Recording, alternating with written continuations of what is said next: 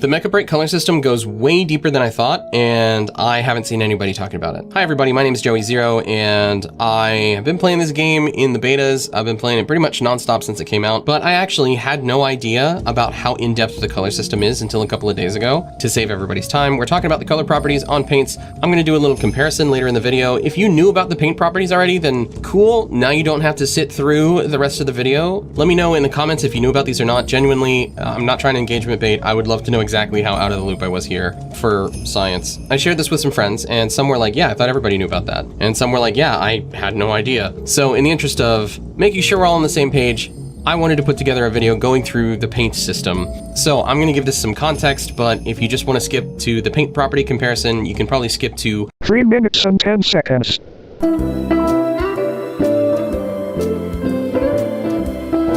Now, if you've been playing Mecha BREAK, you probably know that you can just buy colors with mission tokens when you're customizing your mech. Cool. You probably also knew that mechabreak is the place to go to get paints. Unless you've got the disposable monies to throw at the market, I mean, no judgment, we all min-max our time differently. Here, there are a bunch of colors that you won't see in the paint selection screen with varying rareness, and this is about where my awareness of the paint system ended. They've usually got some weathering effect on them, with the lower rarity paints generally being more worn, higher rarity paints generally being less worn. Cool. Throw some paints on the big robot, throw a cool pattern on it to add enough visual noise to distract from the mismatched weathering, call it a day.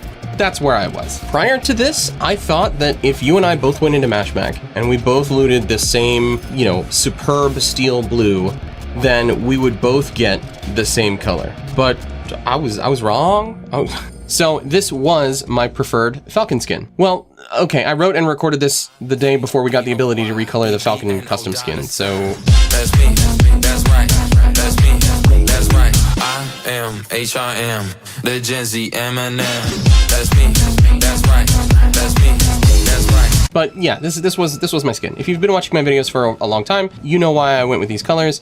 I've been rocking that pattern since the beta, threw a little blue, a little purple in there to make the pattern pop a little more cool. But the purple was really weathered, right? It was fine for a while, but recently I thought to myself, you know what? I've been using this skin all the time. I'm looking at it all the time. I might as well invest in a higher quality paint.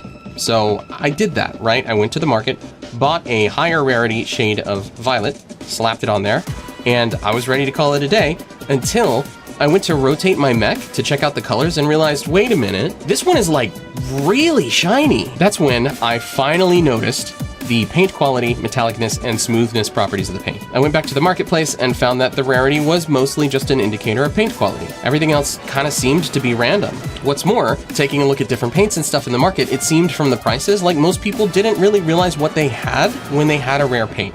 We're talking with like particularly high or low metallicness or smoothness, etc. I hadn't heard anyone talking about it, so I thought, you know what?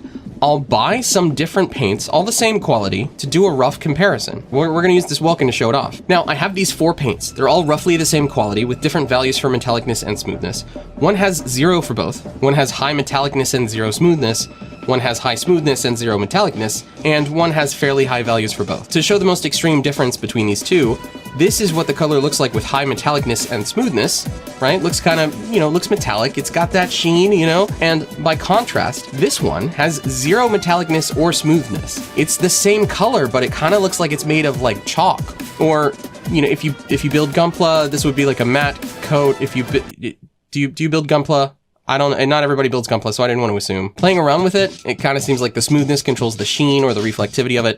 The metalness kind of controls how the material is affected by light. I think that means the way the light reflections are tinted by the color, but the really cool thing is when you start to put matching colors with different properties together. On this one, I've used the shiny metallic material for most of it, and just used the flat material to make some specific panels really stand out. They're all using the same color, but we've added a layer of definition to separate some panels from others. If we want to get just like a quick comparison of what that looks like overall, here are all 4 of them on like the whole mech. Your mileage may vary depending on your graphic settings, and this is one with them kind of mixed, where again, certain panels just really stand out. I did some playing around with this on an actual like fashion on Panther, and honestly, I'm way happier with the results, using same or similar colors with different material properties to add definition between different parts.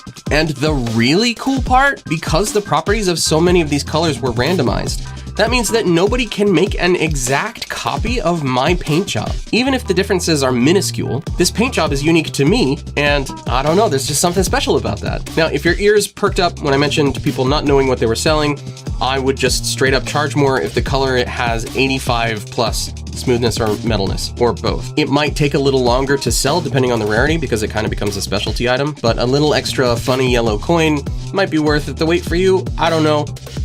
Who knows? These videos are scripted, by the way.